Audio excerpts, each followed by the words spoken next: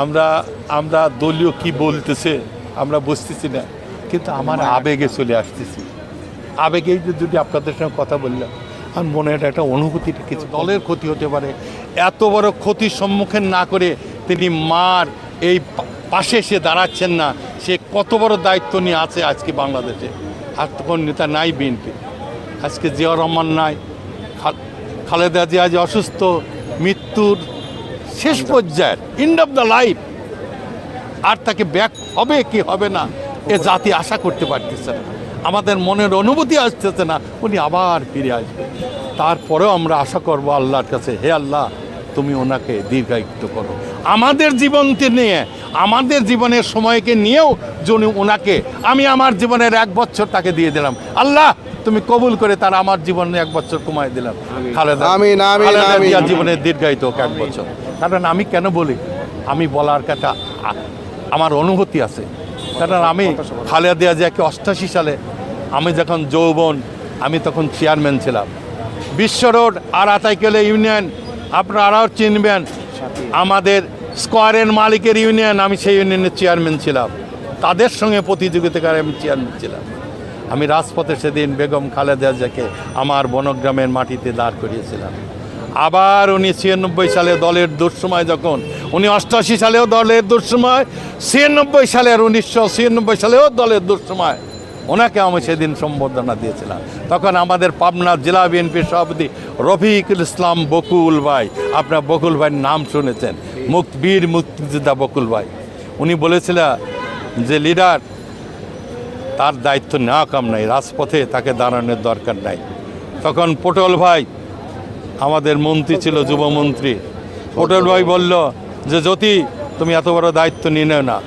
আমি যে না, আমার এলাকায় জনগণ বলেছে বেগম খালেদা জিয়া এখানে নামবে। আমি তাকে রাজপথে 96 সালে 1 মিনিটে নামার জায়গায় 19 মিনিট উনি বক্তব্য দিয়েছিলেন। আমার ফটোটা নাই, নিয়ে আসলে দেখতাম, আমার একটা ইশারায় আঙ্গুলে হাজার হাজার লোক স্তব্ধ। বেগম খালেদা জিয়ার কত সবাই 19 মিনিট বক্তব্য দিয়েছিলেন। আমার সেই অনুভূতিতেই আমার নেত্রীর কাছে এসেছি।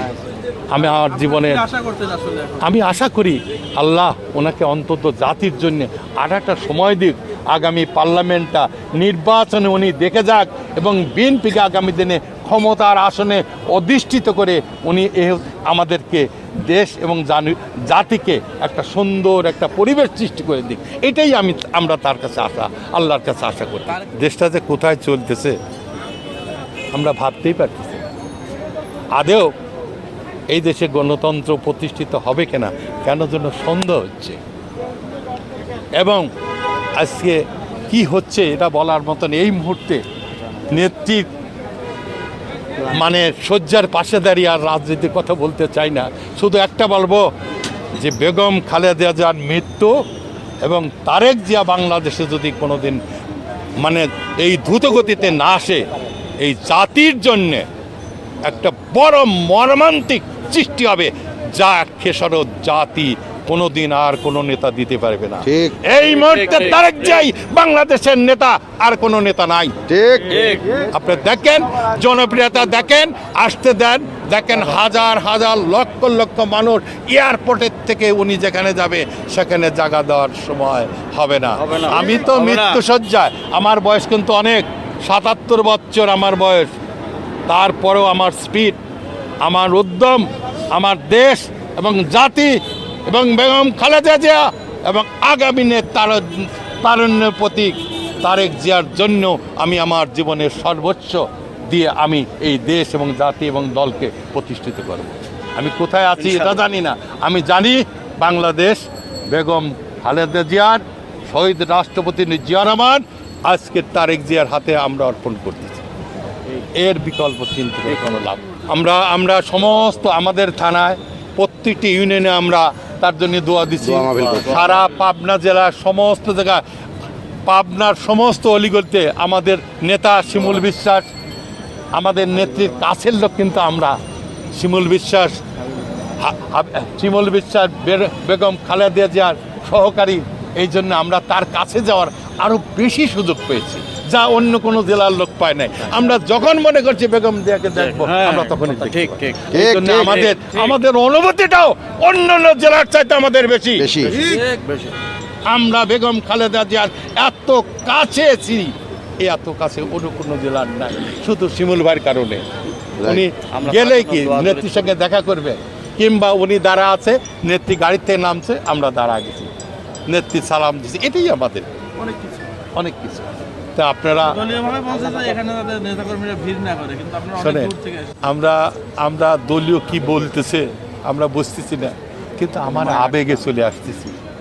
আবেগেই যদি আপনাদের সঙ্গে কথা বললাম, আমার মনে হয় একটা অনুভূতিটা কিছু কমলো, কিছু না হল আমি আপনাদের সঙ্গে আমার আমার কথাগুলো বলতে পারলাম, এটাই আমার পাওয়া। হ্যাঁ, আমরা চলে যাব, আমরা অনেকেই চলে যাচ্ছি, তারপরে এসে শুধু একটু হসপিটালে দেখে গেলাম একটা জিনিস কি শোনেন, আমরা 4 দলীয় ঐক্যজোট ছিল, তা তখন আমার 4 দলীয় ঐক্যজোটের আমাদের এমপি ছিল মৌলানা মতিউর রহমান নিজামী, পাবনা জেলার আমির।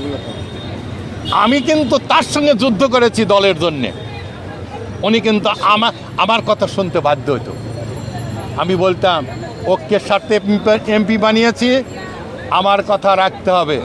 আপনি সরকার হলে আমি এখানে বিরোধী দল, আপনি যদি আমার কথা না রাখেন আমি আপনার বিরুদ্ধে আন্দোলন করব। আমি সেই মাহবুব মোর্শেদ জ্যোতি, আমি তার সঙ্গে যুদ্ধ করে আমি আমার দলকে প্রতিষ্ঠিত রাখছি।